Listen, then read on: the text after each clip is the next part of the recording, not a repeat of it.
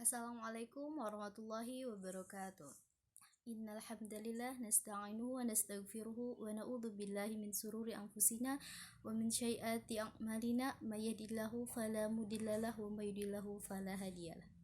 Asyhadu an la ilaha illallah wa asyhadu anna Muhammadan abduhu wa rasuluhu la nabiyya ba'dah. Amma ba'du. Pertama-tama, marilah kita panjatkan puja-puji syukur kehadirat Allah Subhanahu wa Ta'ala yang telah memberikan kenikmatan kepada kita semua. Salawat beserta salam semoga terlimpah curahkan kepada junjungan kita, yakni Nabi besar Muhammad Sallallahu Alaihi Wasallam. Yang saya hormati, dosen mata kuliah Ilmu Kalam, Ustadz Abdul Qadir Nur Hasan MPD. Saya Siti Nabila, mahasiswi semester 4 STT Insan Kamil Bogor, akan sedikit menjelaskan tentang teologi Islam atau ilmu tauhid. Nah, ilmu tauhid ini merupakan salah satu ilmu pokok yang sangat penting yang diajarkan kepada setiap umat muslim. Ilmu tauhid ini menempati kedudukan yang sangat penting sebab ia merupakan dasar bagi setiap umat muslim dalam rangka mengimani keesaan Allah Subhanahu wa Ta'ala. Karena kesalahan dalam pengajaran ilmu tauhid ini akan mengakibatkan kesalahpahaman ataupun kesesatan. Konsep ilmu tauhid yang pertama adalah iman. Iman berasal dari bahasa Arab yang berarti tasydik atau membenarkan. Iman ialah kepercayaan dalam hati, meyakini bahwa adanya Tuhan dan membenarkan semua ajaran yang dibawa oleh Nabi Muhammad SAW. Iman menjadikan seorang mukmin berhak mendapatkan surga Allah Subhanahu wa Ta'ala. Dalam pembahasan ilmu kalam ini, iman dibagi menjadi 3 konsep. Yang pertama, iman adalah tasydik di dalam hati akan wujud Allah Subhanahu wa Ta'ala. Menurut konsep ini, iman atau kufur itu semata-mata hanya ada di dalam hati, bukan terlihat dari luar. Jika seorang sudah tasydik dalam hatinya akan adanya Allah, maka ia dikatakan sudah beriman, meskipun perbuatannya tidak sesuai dengan tuntunan ajaran agamanya. Yang kedua adalah iman adalah tasydik yang dibenarkan dengan lisan. Dan yang ketiga adalah iman adalah tasydik di dalam hati, ikrar dengan lisan dan dibuktikan dengan perbuatan antara iman dan perbuatan manusia. Terdapat keterkaitan antara seorang itu dengan amal perbuatannya. Nah, golongan yang berpendapat bahwa iman bisa berubah, bisa berkurang atau bertambah, itu dengan adanya amal perbuatan dan ketaatannya bergantung dari frekuensinya. Nah, yang pertama adalah wasilahnya. Kuat atau lemahnya iman ini terbukti dari dalil yang sampai atau diterima oleh seseorang dapat menguatkan atau melemahkan imannya. Yang kedua, diri pribadi atau diri sendiri. Makin kuat daya serapnya, makin kuat pula tasydiknya. Sebaliknya, jika daya serapnya lemah atau tidak kuat, maka tasydiknya pun bisa lemah. Dan yang ketiga adalah pengamalan terhadap ajaran agama. Selanjutnya yaitu kufur. Kufur ini mempunyai arti yang sangat luas, tapi dalam pembahasan kali ini, kufur diartikan sebagai keadaan yang berlawanan dengan iman. Keadaan ini tidak beriman kepada Allah. Maka orang kafir atau kufur ini adalah orang yang tidak percaya kepada Allah Subhanahu wa Ta'ala. Kekafiran sangat jelas bertentangan dengan akidah Islam atau tauhid. Dengan demikian, kufur ini merupakan keadaan di mana seseorang tidak mengikuti ketentuan-ketentuan syariat yang telah digariskan oleh Allah Subhanahu wa Ta'ala.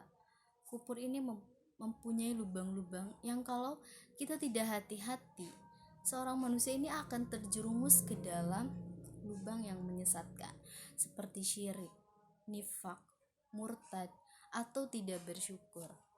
Nah, dari permasalahan ini tuh ada beberapa faktor pengingkaran yang terjadi dari kemunafikan tersebut. ada faktor internal. Faktor internal itu yang sisi negatif dari diri sendiri. Yang pertama ada kepicikan dan kebodohan.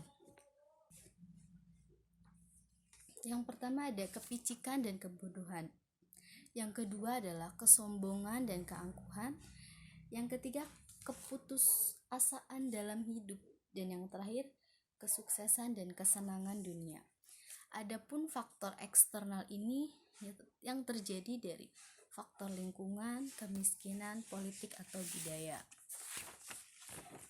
Selanjutnya ada nifak.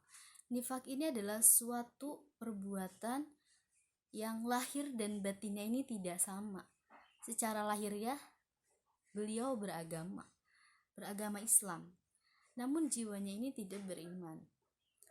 Nah, munafik adalah orang yang melakukan perbuatan nifak, yaitu secara lahiriah orang itu mengaku beriman kepada Allah, mengaku beragama Islam, tapi dalam beberapa hal kelihatan seperti berbuat atau bertindak untuk kepentingan Islam, tetapi sebenarnya hatinya mempunyai maksud lain yang tidak didasari iman kepada Allah. Memang sulit mengetahui orang munafik sebab mereka ini sering berdampingan atau ada di sekeliling kita. Menghadapi orang-orang munafik ini harus berhati-hati karena keberadaan mereka ini seperti musuh dalam selimut. Namun keikutsertaan perhatian mereka ini hanyalah untuk mencari celah-celah yang dapat dimanfaatkan untuk kepuasan nafsunya. Orang munafik ini suka memanfaatkan segala situasi untuk menghancurkan Islam dari dalam. Oleh sebab itu, untuk mengetahui orang itu munafik atau enggak, dapat dilihat dari sikap dan perbuatannya. Dia merugikan atau bertentangan dengan kepentingan agama Islam dari segi agama ataupun moral ataupun sikap. Karena sikap perbuatan munafik ini dianggap sangat hina. Selanjutnya ada syirik. Secara etimologi, syirik berarti persekutuan yang terdiri dari dua atau lebih yang disebut dengan sekutu. Sedangkan secara terminologi, syirik berarti menjadikan bagi Allah tandingan atau sekutu. Nah, dalam hadis Nabi tentang dosa besar, yang artinya engkau menjadikan sekutu bagi Allah, sedangkan Dia yang menciptakanmu. Nah, sebagian ulama juga membagi syirik menjadi makna umum dan makna khusus. Bermakna umum jika menyekutukan Allah di dalam peribadahan kepada hambanya atau uluhiyah. Nah, menyekutukannya di dalam perbuatannya atau rububiyah, dan menyekutukannya di dalam nama atau sifatnya disebut al-asma wa sifat. Syirik di dalam ibadah atau uluhiyah ini bermakna menyekutukan Allah di dalam ibadah atau dengan arti lain menyelewengkan ibadah kepada selain Allah. Nah, contohnya ketika seorang menyembelih kurban untuk jin atau sesajen, berdoa meminta kepada orang yang mati, orang yang sudah mati, atau penyelewengan ibadah lainnya. Yang kedua itu syirik di dalam perbuatan Allah atau rububiyah. Nah, syirik di dalam perbuatan Allah ini berarti meyakini adanya selain Allah yang melakukan perbuatan-perbuatan Allah atau menyamakan makhluk dengan Allah dalam hal merupakan kekhususan rububiyah. Misalnya mempercayai adanya sang pencipta selain Allah, pemberi rizki, atau yang menurunkan hujan selain Allah. Nah, itu saja yang bisa saya sampaikan, kurang dan lebihnya mohon maaf. Wassalamualaikum warahmatullahi wabarakatuh.